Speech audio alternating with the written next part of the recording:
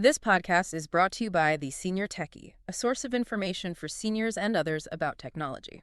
Glad to be here for this one. So let me ask you a question. Think back to, well, when you first unboxed your smartphone or your tablet, you probably bought it with a very specific happy purpose in mind. Oh, yeah. Usually it's something fun. Right. Like maybe it was going to be this wonderful way to see photos of the grandkids or a tool to keep up with an old friend or a favorite hobby. Yeah, that's the dream. But somewhere along the line, has that device gone from being a magical window to the world to a daily source of stress, annoyance, and maybe even unexpected credit card charges? I hear that all the time. Yeah, if you are nodding your head right now, you are definitely not alone. That feeling of technology becoming a burden rather than a joy is incredibly common. It's especially true for adults managing fixed retirement budgets who just want a peaceful daily routine. Right, nobody wants their phone to feel like work. Precisely. We often hear people say their devices literally feel like chores. They open an app expecting to feel connected, and they close it feeling totally drained. Well, our mission on the Senior Techie podcast today is to give you a highly practical, completely non-overwhelming guide to cleaning up that digital mess. Which is so needed. It really is. We are using insights from the Senior Techie to help you reclaim your time, lower your monthly bills, and most importantly, reduce all that mental static. Because the overarching theme we're going to keep coming back to is simple, Technology should serve you, not the other way around. That's right. It is so easy to forget who is actually in charge of the device. I mean, you bought it, you pay the internet bill for it, yet it often feels like the device is the one giving orders. Oh, totally. It's like it's demanding your attention 24/7. Yeah. The notifications ping, the screen lights up, and we just obediently look. We're like Pavlov's dogs. We really are. So to start making your devices enjoyable again, we first have to tackle the app you probably open the most, which is your social media feed. Yep, the big one. Whether that is Facebook, Instagram, or whatever platform you use, it's a great tool in theory to stay connected with family. In theory, yes. But it so often morphs into this digital chore where you feel, obligated to scroll.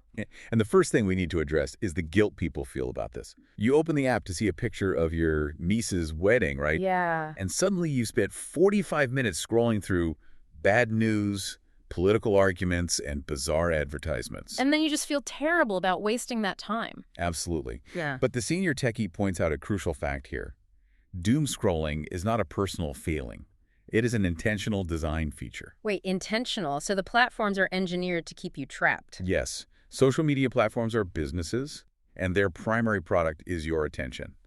The longer they can keep you scrolling, the more ads they can show you. That is how they generate revenue. They don't just show you posts in chronological order anymore, They use incredibly sophisticated algorithms designed to serve you content that triggers an emotional reaction. Because emotion keeps you engaged. And I imagine the algorithm doesn't really care if it's a positive or a negative emotion, does it? Not at all. The algorithm is completely indifferent to your happiness. It only measures engagement. It literally tracks the milliseconds you hover over a post before scrolling past. Oh, wow. Down to the millisecond. Yeah. If a beautiful photo of a garden makes you smile and scroll on, that's low engagement. But if a sensational, anger-inducing news headline makes you stop, Right. If you stop and read the comments. or maybe even type out a reply, the algorithm registers that as massive engagement. That makes so much sense. It learns that anxiety and outrage keep you on the platform, so it feeds you more anxiety and outrage. So for a senior just trying to enjoy their morning coffee and see what their family is up to, they are walking into a trap designed to agitate them. You really are. Which is why you have to change the rules of engagement. Instead of picking up your phone every time you have a spare moment or feel a tiny bit bored, you have to take back control of your schedule. How do we do that practically? The Senior Techies suggest setting specific, limited times to check your phone. Maybe once in the morning after breakfast and once after lunch. Ah. By doing this, you avoid that constant drip of tech-induced anxiety. You still see all the important updates from your family, but you do it on your terms when you're mentally prepared for it. Okay. Taking control of the schedule sounds great, but honestly, the guilt factor is what stops most people from actually cleaning up their feeds. Oh, the digital social etiquette dilemma. Yes. People worry about the social fallout. Like, if I start unfollowing my family members or old colleagues because their posts are driving me crazy, I'm going to cause a massive Thanksgiving argument Won't I offend them? It is a very real fear for a lot of folks. I always think of it like being at a large family reunion. You are in a big rented hall with 50 relatives. Right. You don't have an equal hour-long conversation with every single person in that room, and you certainly don't stand next to the person who is shouting into a megaphone the whole time. No, you'd walk away. Exactly. I mean, you mingle. You naturally gravitate toward the people who make you feel good and quietly step away from the ones who drain you. That's a great analogy. And social media actually gives you tools to manage that digital family reunion that are much easier to use than trying to gracefully exit a real-life conversation. Okay, tell me about those. There are 3 main tools you need to know about: unfollow, mute, and block. The most relieving piece of information for seniors is hidden in how these tools actually work behind the scenes, isn't it? Oh, absolutely. Let's start with the most surprising fact, the one that usually makes people physically sigh with relief. If you mute or unfollow someone, they are never notified. Wait, really? Yeah. Never? No little alert pops up saying they've been silenced? Never. No alert pops up on their phone. Yeah. No email is sent. They have absolutely no idea. That is amazing. You can safely mute that cousin who posts 17 times a day about politics, and it will not cause any family drama whatsoever. They will go on thinking you are seeing every word. That is huge. So let's clarify the difference between the 3. Let's start with unfollow. Okay, so if you unfollow someone on a platform like Facebook, you remain connected in the system. You're still friends, but their posts completely vanish from your daily feed. But I can still see their page if I want to. Yeah, you can still type their name into the search bar and go to their page if you specifically want to see what they're up to, but they just don't show up automatically and crowd your screen. And mute works similarly for other apps. Mute is essentially the same concept, often used on platforms like Instagram or Twitter. It's basically silencing them. You can mute someone's posts, their temporary stories, or both. So the relationship stays intact. Right. They think you are a captive audience, but your feed is suddenly peaceful. It's the digital equivalent of smiling, nodding, and slowly backing out of the room. Spot on. And finally, there is block. Block is a full stop. Okay, when do we use that? If someone is making you actively uncomfortable, or if you suspect it's a scam account trying to trick you, you use block. They can no longer see your profile, they cannot message you, and you disappear from their digital world entirely. Good to know. But for most everyday family annoyances, mute and unfollow are your best friends. Realizing that you have the power to curate your environment without hurting feelings is such a game changer. So we've silenced the apps that silently drain our mental energy, but there's more. yeah, those same devices are harboring silent drains on our wallets. And this brings us to the financial side of our digital cleanup. This is so important. It is a crucial step for anyone, but it is especially vital for folks managing a fixed retirement budget. Well, the landscape of how we buy things has changed dramatically over the last 10 years, you know? Yeah. It used to be that you bought a piece of software or a movie or a newspaper and you paid for it once. Right, you owned it. Yeah. Now, everything is shifted to a subscription model. You rent access to it month after month, forever. And it always starts so innocently, doesn't it? The senior techie notes that free trials quietly turn into recurring monthly charges. All the time. It's a streaming service you needed to watch one specific historical documentary, or a news site you signed up for during an election year. Or maybe some extra cloud storage for your photos that you don't even remember needing. Yeah, and the companies bank on the fact that human beings are forgetful. It's called the set it and forget it business model. They actually utilize what are known as dark patterns in their design. Dark patterns. That sounds ominous. It does. A dark pattern is a user interface that has been carefully crafted to trick users into doing things. Like what? For example, making the Start Free Trial button giant and bright green, while the Cancel Subscription button is tiny, gray, and buried behind 6 different confusing menus. Wow. So they intentionally make the exit door hard to find. They really do. And they price these things very specifically so we don't notice them leaving our accounts. So how do we find them? Well, the senior techie suggests starting with a delightfully low-tech solution to find these charges. Grab a cup of coffee, sit down, and pull up your actual bank or credit card statements. Okay, the old-fashioned way. Yeah, go back at least 3 months because some things bill quarterly. And if you have the patience, look back 1 full year to catch those sneaky annual renewals. And what exactly are we scanning for? We are scanning for giveaway prices.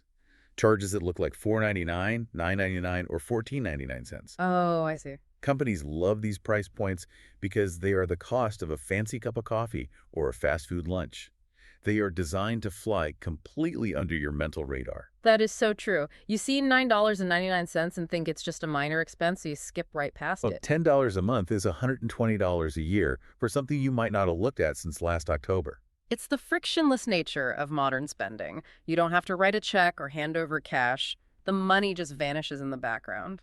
So that handles the credit card statements, but we also have to look inside the phones themselves. Right, because Apple and Google have their own little walled gardens of charges. I actually went looking for this on my iPhone yesterday, and it took me a minute to figure out where they hid it.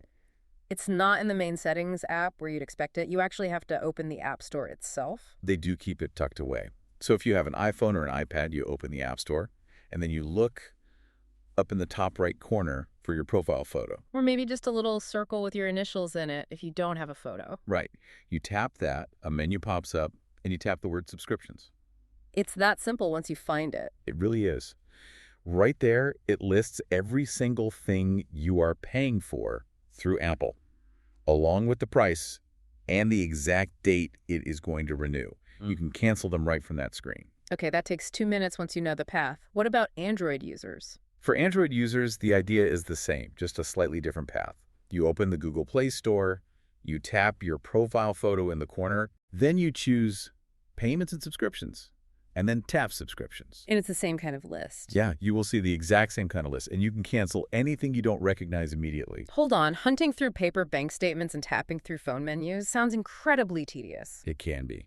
Aren't there apps out there that just do this for you automatically? I see commercials for things like Rocket Money or Hiatus all the time. They promise to just scan everything and cancel it for you. Apps like Rocket Money are heavily advertised, and they are genuinely useful if you have a massive amount of recurring charges and you simply refuse to hunt manually. So they actually work. They do. They scan your accounts, categorize your spending, and list every subscription out on one screen. But handing over the keys to my bank account for the sake of convenience sounds, incredibly risky. You're right to be cautious. Yeah. The trade-off here is your personal privacy. In order for those apps to find your subscriptions, they have to read your bank transactions. They do this by connecting to your financial accounts through a third-party service called Plaid. Plaid acts as a bridge between your bank and the app. So the app gets to see everything I buy. Well, they don't steal your bank login credentials. They use a secure token system. But they do collect a massive amount of your financial data. Like what kind of data? They see your income, your spending habits, your bills. That data profile is incredibly valuable. I bet it is. In fact, Rocket Money actually settled a class action lawsuit in 2022 related to their data practices and how they were allegedly sharing information. Wait, a lawsuit. What is the takeaway for seniors here?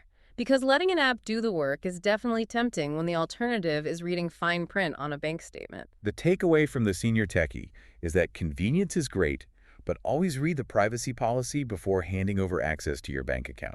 That makes sense. You have to ask yourself, am I comfortable trading my granular financial data for the convenience of not having to read my own bank statement? Right. And for most retirees on a fixed income who are already prime targets for scams and data brokers, keeping your financial data as private as possible is usually the smarter move. Definitely. Doing it the low-tech way takes maybe 15 minutes, and it keeps your data safe from third parties. Keep the circle of who sees your money as small as possible. I like that. Me too. So, now that we know what is draining our mental energy on social media and what is draining our wallets through hideous subscriptions, how do we fix it without spending a whole weekend frustratingly staring at a screen? That's the big question. If the cleanup feels overwhelming, you simply won't do it. The friction to start will be too high. Yeah, if you tell someone they need to organize 1,000 digital photos today, they will just close the laptop and go watch television. Exactly. I mean, absolutely. To keep it manageable, the senior techie shares the ultimate test for keeping any app or subscription. Ooh, what's the test? It boils down to two simple questions. Number one, did I use this in the last 60 days? And number two, does this make my life a little better or a little worse? Better or worse? That cuts right through all the rationalization, doesn't it? It really does. We often tell ourselves, well, I might watch that historical documentary series eventually, or I should really read that financial newsletter because I paid for it. I do that all the time. But if it just sits there making you feel guilty for not using it, it is actively making your life worse. That's a profound way to look at it. And remember, especially with streaming services, you are never locked in. You can cancel a movie service today, and if a great show comes out on it at Christmas, you just sign up again for 1 month. Oh, right. You just pause and restart as needed. Yep. So we want to make this highly manageable and bite-sized, respecting your time and energy. We're going to outline the Senior Techie's 30-minute plan. 30 minutes, that's all it takes. Right. You do this once this week. You don't need a whole weekend. Here is the breakdown. First, spend 10 minutes scrolling your main social media feed. As you scroll, actively use that mute or unfollow button on anything that doesn't feel good. 10 minutes, then stop. You are just skimming the surface and removing the most obvious irritants. Next, spend 10 minutes checking your credit card or bank statements for unrecognized charges. Look for those $4.99 or $9.99 ghosts. Right, find the leaks. Next, spend 5 minutes checking your phone's App Store or Google Play subscriptions list, following the steps we just talked about. Okay, that's 25 minutes total. And finally, spend 5 minutes canceling just one subscription you know you don't need. Just one. There is 10, 20, 30 minutes. And your digital life is instantly lighter. You have reclaimed a small piece of your attention and your budget. Wait, how do I keep track of what I actually want to keep so I don't accidentally cancel the good stuff? Good question. It's like keeping a master list of your favorite family recipes so you don't have to hunt for them in a dozen different cookbooks every single Thanksgiving. You want to know what your absolute essentials are. The solution there is beautifully low-tech. The Senior Techie advises just writing it down. Like on paper. Yeah. It doesn't need to be a complicated spreadsheet on your computer. A simple sticky note on your desk or a small notepad in a drawer works perfectly. Okay, so what do I write? Just write down your baseline, like keeping Netflix for British mysteries, keeping the local news site, keeping the weather app. Oh, I love that. Making that tiny list makes your next cleanup an absolute breeze because you already know what your baseline is. Yep, if a charge pops up and it isn't on the sticky note, it gets canceled. No second guessing required. It grounds you. It reminds you that the physical world is where you actually live and the digital world is just a tool you visit. That is so true. So to summarize our core message today, technology is supposed to add joy and value to your life. Absolutely. Whether that is seeing those beautiful pictures of the grandkids, watching a favorite show, or learning a new skill. Right. If an app, a feed, or a subscription does not pass the better or worse test, if it doesn't actively make your day a little brighter, then you have full permission to just let it go. You hold the power. I want to leave you with a final provocative thought to ponder today. Okay, let's hear it. If you successfully quiet down your digital life, if you stop the endless doom scrolling, and you plug the sneaky leaks in your monthly budget, what offline hobby, forgotten interest, or real-life connection will you rediscover with all that reclaimed time and money? When you finally put the screen down, what beautiful part of the real world is waiting for you to pick it back up? What a fantastic question to end on. This podcast was brought to you by The Senior Techie. It's available on Apple Podcasts, YouTube, and Spotify. If you'd like to receive their free newsletters, you can subscribe by going to subscribe.theseniortechie.com.